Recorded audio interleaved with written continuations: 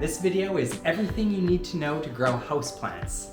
Or porch plants. I didn't forget about you guys. If you're anything like me, you fell in love with plants by observing them in nature, growing vegetables in the garden. But in this video, we're talking about something different. We're talking about potted plants. Plants that live in containers. And the best thing about growing plants in containers is that we're not limited to things that can grow in our environment outdoors. The only thing we're limited by is our imaginations. And all of the logistics, of course, getting the plant, having it shipped and everything. The best part about that is it's easier than ever these days with the internet. But I'm getting off into a tangent here. Again, this video is everything you're gonna need to know to grow plants in pots. Number 1. Always choose the proper pot. Now, if you've adopted one of my plants, you don't have to worry about this step because I've already paired your plant with the perfect pot. But in other cases, like our little ginseng plant here, when you bring it home from the nursery, it'll still be in this plastic looking type of pot, and you'll need to find a new permanent home for your new planty friend. First step is to make sure you get the proper sized pot for your plant. You want to choose a pot that's going to be large enough to give your plant usually about a year, sometimes 2 years of growth. You are going to want to repot your plants frequently, so this isn't going to be our plants, forever home, but you're going to want to find a pot that's suitable for at least a year or so. Now, the most important thing about choosing your pot is making sure that your pot has a drain hole in it. You see that little hole in the bottom of the pot? We're going to get into why that drain hole is so important, but for now, just make sure that the pot you choose either has a drain hole in it already, or you can also go to your hardware store and pick up what's called a diamond drill bit, and you can drill your own drain hole. It's actually super easy to drill your own drain holes. It just takes a little bit of patience, a diamond drill bit, and the best part about learning to drill your own drain holes is that it opens up a whole new world of being able to turn really anything that's somewhat suitable into a pot for your plants. Anything you can imagine can become a pot for your plant, as long as it's in a cup-like container like this and has a nice surface that you can drill a hole into so the water will drain out of it. Number 2, use the proper soil. Your soil is literally where your plant spends all of its time. It's what gives nutrients to the roots. It's what makes those leaves so beautiful and lush and green.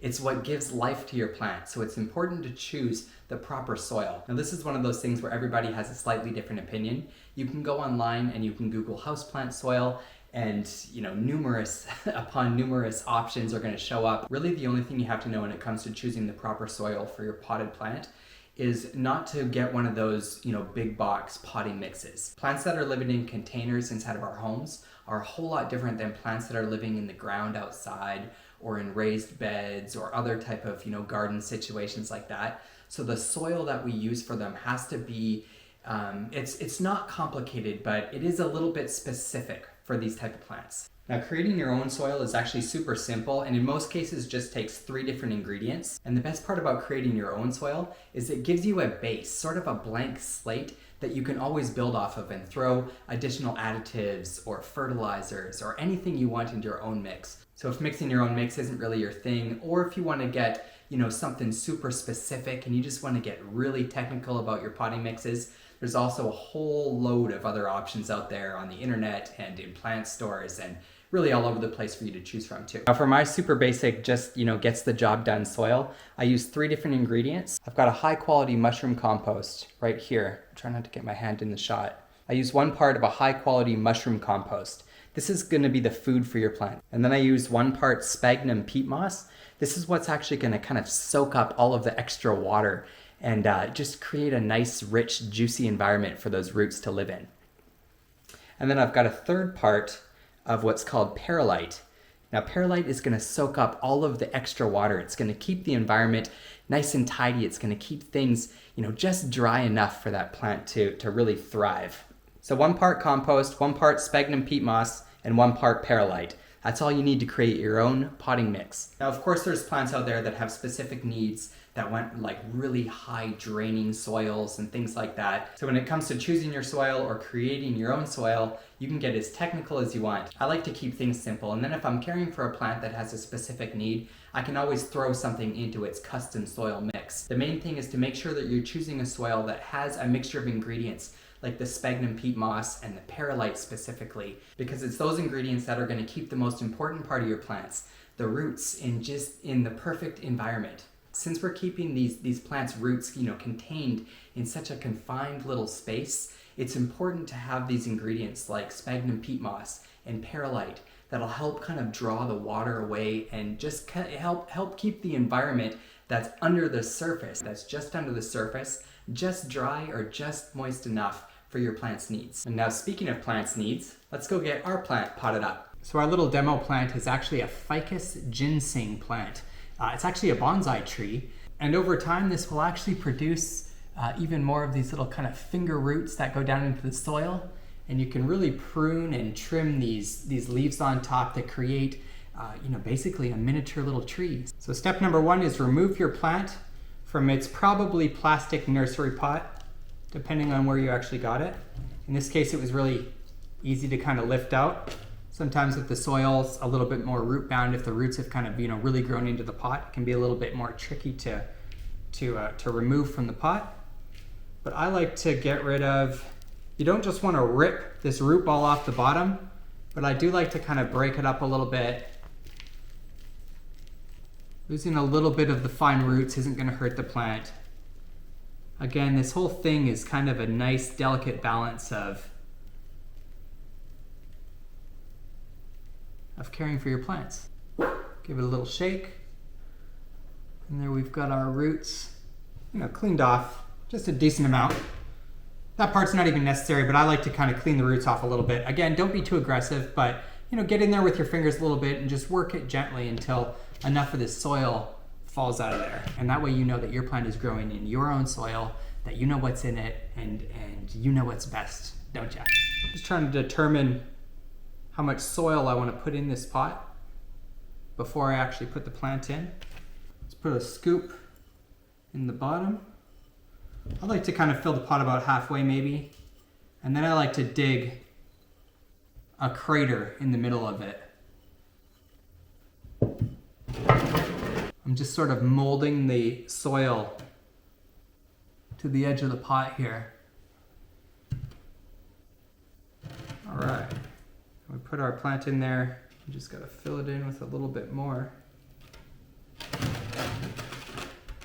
I'm making a dang mess all over my table here. It's for the video. Similar to when you kind of cleaned the roots off. You don't want to compact the soil completely down into the pot. You want to leave it nice and kind of fluffy. But you do want to, push it down, make sure all the roots are covered up. And in general, just kind of take the opportunity to get intimate and love your plant a little bit. You want to leave a little bit of space between the surface of your soil and the top of your pot for just general maintenance. Not only does it look better, but it'll make it easier to water your plant. It'll make everything a little bit cleaner looking, and it'll even allow you to add, decorative little tops. Some people like to put gravel on top of the soil. Some people like to cover it with sphagnum moss. Make sure you leave a little space at the top of your pot. Your plant's gonna love it. Number 3, don't overwater your plant. This is the hardest part. I should have made this number 1. Don't overwater your plants. When we get our new plant, we just want to love it. We want to take care of it. We want to water it. We want to look at it, watch it grow. In fact, when I first started growing plants, I thought that the more I watered a plant, the more juice I was giving it, the more it would grow for me, the bigger and stronger it would get. But it's actually the complete opposite. If you overwater your plants, what ends up happening is those roots that are living down in that soil, they're going to be sitting in a big, soggy, muddy mess. And eventually they're going to get something called root rot, where they're just basically going to wither and rot away underneath the soil. And now the worst part about root rot, and let's try not to get emotional here, is that you're not going to know until it's too late. Up on the surface, your plant will start to kind of wither away. And by the time you discover what's going on, but by the time you dig it out and closely inspect those roots, because you've come to the point where there's no turning back, well, they'll be rotted away and that plant will be a goner forever. So don't overwater your plants. I mentioned to always make sure you have a drain hole in the bottom of your pot. Well, this is exactly why. If you don't have a drain hole in the bottom of your pot and you're overwatering, that soupy, mucky, soily mess in your pot is going to be exacerbated Is that how you say? Is that a good word for that? Exacerbated? So all plants have different watering requirements. So it's important to do your research, to check your care sheets, and to find out how often you should be watering your plant. But for most plants, the general rule of thumb is that when the top few inches of soil are dry to the touch, when you actually, stick your finger down in there and feel your soil, the general rule of thumb for most plants, when the top few inches of soil are dry, that's when it's time to water. Now we're gonna head back over to our display plant and I'm gonna show you how super simple watering actually is. Now the first thing you wanna do before you water your plant is to make sure your plant actually needs water.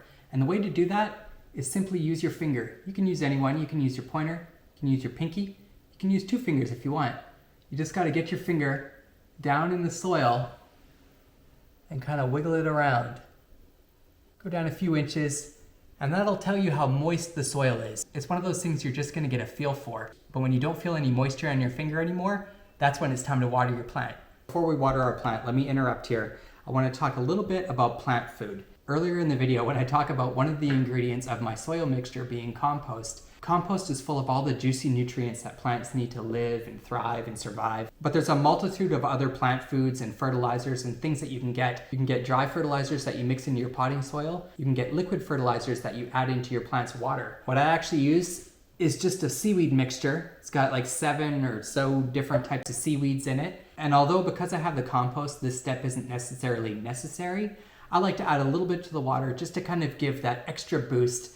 It makes me feel good because it's an extra little thing that I get to do for my plants. And with 7 algae species and knowing the appetite for seaweed that really all plants have, it's just something that I always add into the water before I water my plants. Now it's finally time to water. I like to use a simple watering bucket because it allows me to mix my plant food in there. But really anything that'll hold water will do. And all we want to do is pour enough water in here to cover all of the soil. You want to make sure you get all of the surface covered. Fill it up right to the brim and then let the water kind of soak down. It actually looks pretty cool. You get to watch the water kind of soak into the soils. And if you pay close enough attention to the bottom of the pot, you'll start to see water seep out of that super important drain hole in the bottom. And that's what you want. But what I usually do is I take the plants outside, I water them out there, let them enjoy the fresh air for a few hours, and then bring them back in when I'm done. You want to make sure not to be too stingy with the water. It's really just about kind of soaking them. You could even take your plants right into the shower and let it rain on them for a while if you want. So we've thoroughly soaked the soil, we've filled the water to the brim, we've watched it soak down into the roots there. Now it's time to do that again. And you basically just want to repeat the process a few times. Again, remember in the wild, these plants are used to going through a period of time where they have no rain at all, and then suddenly it'll rain for a day, maybe 2 days, sometimes 3 days, a week. Who knows? Some parts of the world it rains every single day. The real key is to be using a proper soil with ingredients like our sphagnum peat moss, ingredients like the perlite that will help absorb any of that extra water and keep it away from the roots, as well as allowing the water to gently drain down over the roots. But that's basically what you're going for. Just 2 or 3 fill-ups, sometimes an extra if you're feeling froggy. Fill the water up to the brim, watch it soak out the bottom, and you're done. Now a lot of people ask me, well, what do I do with that drain hole if I'm keeping these plants inside? And the truth of the matter is that it really doesn't matter. A drain hole is there to let the water kind of spill out the bottom of your pot when you're actually flooding it out with water, and that's really the only time that thing is going to see much action. After that, I usually let the plant sit outside for a while, let all the water drip out of that hole. I clean the bottom off with a cloth and put it back in its home. Number 4, cut your plants. Now I get it, you've got your plant in its cute little pot, sitting in just the perfect little place in your home. You're walking past it every day, you're enjoying seeing all of its new growth, all of those new leaves sprouting out, all of those new little blooms every once in a while. And it just naturally feels, best to kind of, let it spread its wings and become what it was naturally meant to become. But the truth is, the key to having beautiful plants is to actually get in there more often than you'd think and snip them a bit. So first things first, make sure you get out there. This probably isn't something that you can find in a big box store. It might be something you have to find in a plant store or online, but get you a good pair of pruning shears. I have a few different versions here, one for cutting thicker branches and one for a little bit more delicate pruning. There's many options to choose from. I chose some shears that were simple, that were comfortable, and to be honest, that I like the look of. Now, the reason that trimming and pruning your plants is so important is because cutting your plants actually promotes the growth. The way that I see it in my mind is when you snip a leaf or when you chop a piece of a plant off, it sends a signal down to those roots that say, you know, something's going on here. We need to send even more energy up to this area, because in many cases where you make those cuts, you're going to end up with lusher, more beautiful sprouts. And to be honest, cutting your plants is one of the best things about growing plants in pots, because it gives you the control. It lets you become the designer of that plant. And it becomes sort of a symbiotic relationship between you and the plant, where you're sort of encouraging it to go in a certain direction, but the plant still has to do its part by producing that new foliage, producing that new leaf, producing that new branch. And in the end, it just becomes sort of this dance that you do with your plant. But enough talking about cutting your plants. Let's get back out to our display plant and we'll trim it up. One of the most rewarding things about growing plants in pots is the fact that we get to interact with the plants. We get to choose the environment that they live in, we get to choose the media that they grow in, and we get to make choices like what branches to keep, what leaves to snip, and overall, trimming and pruning your plants is one of the most rewarding experiences about growing plants in the first place. Now, in the case of our ginseng plant here, I'm gonna cut a majority of this new growth off. I'm gonna take it right back down to the bottom here. The reason for that is because by cutting all this new growth off, it's going to stimulate even more growth down here at the base. It's going to give me the appearance of the tiny little tree that we're going for with this plant. Another thing that you need to know is that anytime you make a cut, you want to cut in between what's called the nodes. And what the nodes are, is it's the little area on the stems between the two leaves. Can you see that in there? Right here. That would be a node, that would be a node, that would be a node, that would be a node, that would be a node. So you want to make your cuts in between those different sections. And you know, in the beginning, you're going to get a little bit nervous. You're going to sit there and you're going to look at your plant. You're going to spin it around a little bit. You're going to debate on where to cut. In the end, you really just have to decide. And I think what I'm going to do is take this one right down to here.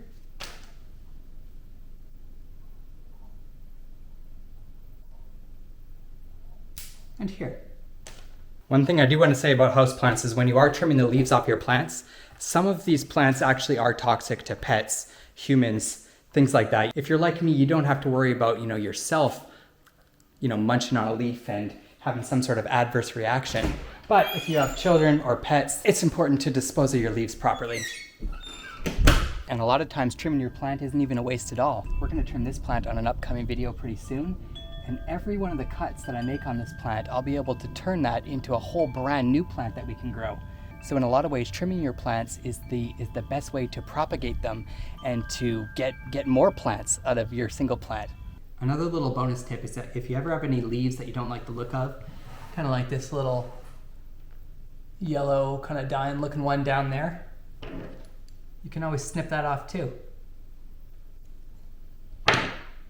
In fact, the key to having perfect looking plants with perfect looking foliage is to understand that no plant is perfect, but you as the person growing that plant, you have all the opportunity in the world to get in there with your snippers and clear out all those ugly little defects. Think about it as giving your plant a haircut. Snip.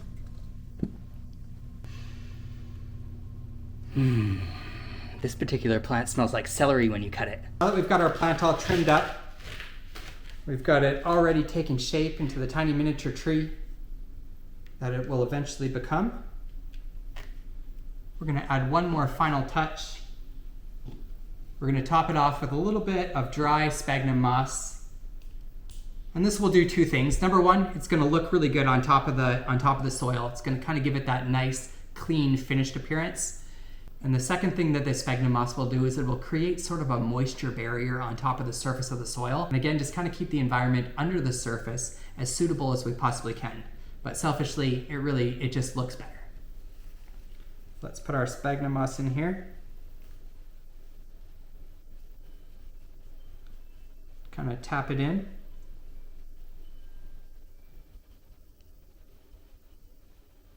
Again, take the opportunity when you're potting your plant, when you're trimming your plant, when you're watering your plant, when you're interacting with your plant at all, to listen to it.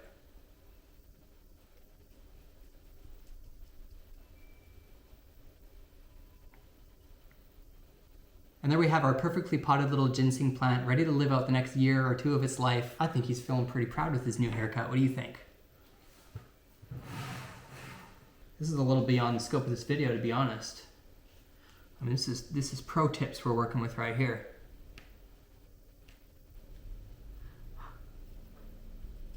Five, lighting, sunlight. We've got a pot for your plant to live in. We've got soil for the roots to grow in. We've got water to deliver nutrients to your plant. We're doing our best to trim the plant and help it to grow as beautiful and lush as it can. Finally, the last crucial thing that every plant needs is sunlight. Well, I say sunlight, you can also use a grow light and truly turn any space into a plant, growing space. But in most cases, we're going to be using just natural sunlight coming through the windows in our house, and choosing the proper place to put your plants is an important thing to understand. I'll loop back around to the importance of doing your research on the specific plant that you're getting, checking those care sheets, and all plants are going to fall into one of three different categories. You've got some plants that just love to be blasted by direct sunlight. Think cactuses and succulents, things that like to just, bathe and bask in the rays as close to the sun as possible, it seems sometimes. Look up at the sun, because direct sunlight means the light is got nothing obstructing it. It's just plain, direct, unfiltered sunlight. These are going to be plants that you're either going to want to keep outside in pots, or you're going to want to keep in those windows that are just being pounded by sunlight daily. Now, I find that most plants fall sort of in the middle. They like what's called part sun, part shade. And the beautiful thing about those plants is that part sun, part shade is most of our rooms. It's those rooms that aren't getting blasted by direct sunlight all day long, but they're getting a nice, big dose of sunlight. Any room with a window in it that gets a decent amount of sunlight during the day probably falls into that middle category of nice, bright, indirect light. And that light is for all those plants that say part sun, part shade. You have to keep in mind that most of these plants are tropical plants, and they're coming from places in the world like rainforests, where they're used to being covered by a canopy of trees, so they're not used to feeling the actual warmth of the sun's rays on their skin. And in fact, a lot of times those plants are so sensitive that if they are exposed to that direct sunlight, it'll actually burn their leaves, just like how our skin can get sunburnt if you spend too much time out in the sun. And then you've got the last category, the shade-loving plants. The plants that seemingly want no sunlight at all. These are the plants that want to live in the dark little corners of your rooms. Or even the dark little corners of your porch. In the places where that sunlight just can't quite reach. Now, when most people think of shade, they think of the absence of sunlight, no sunlight at all. Every plant actually needs sun to survive, but the plants that thrive best in shade are the ones that need so little sunlight that they're just there to soak up all of the remains in the darkest little corners of your room. You don't have to get too complicated when you're trying to choose a specific place for your plant. You don't have to worry too much about, is this plant getting exactly the right amount of sunlight? The best thing about growing plants in pots is that generally we can move them around quite easily. So it's all about experimentation. If a plant seems to be reacting badly to wherever you've placed it, then try somewhere else and see if it spruces back up. I like to keep things pretty simple. I use an app called Planta, and it has a built-in light meter.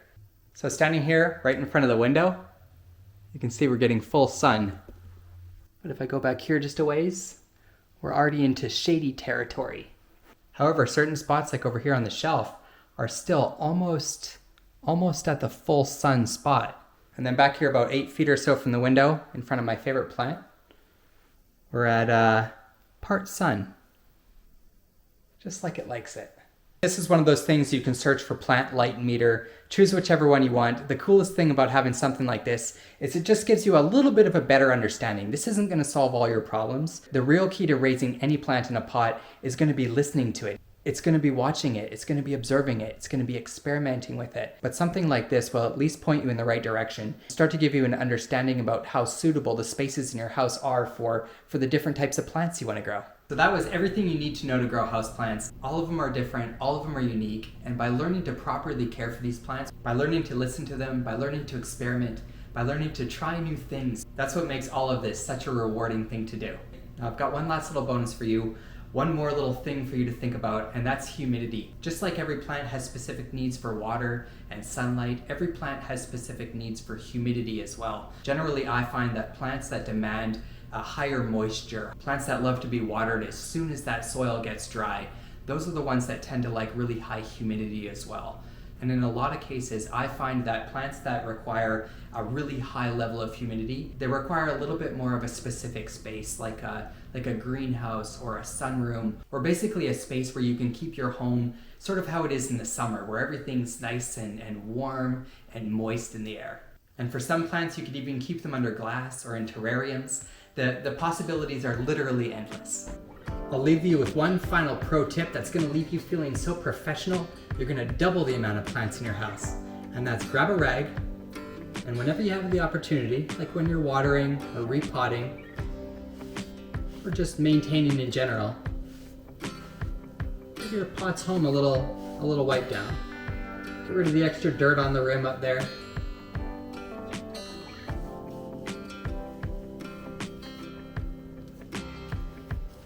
And in general, love your plants, and they'll love you too. Now before this video is over, check out the awesome way that this plant sprouts new life. You can see right in here, this little curly bubble thing. That's gonna be one of those up there. That's gonna be one of those too soon. That's gonna be one of those soon too. And you can see that curly little tentacle in the middle there? It's gonna be just like that up there too soon.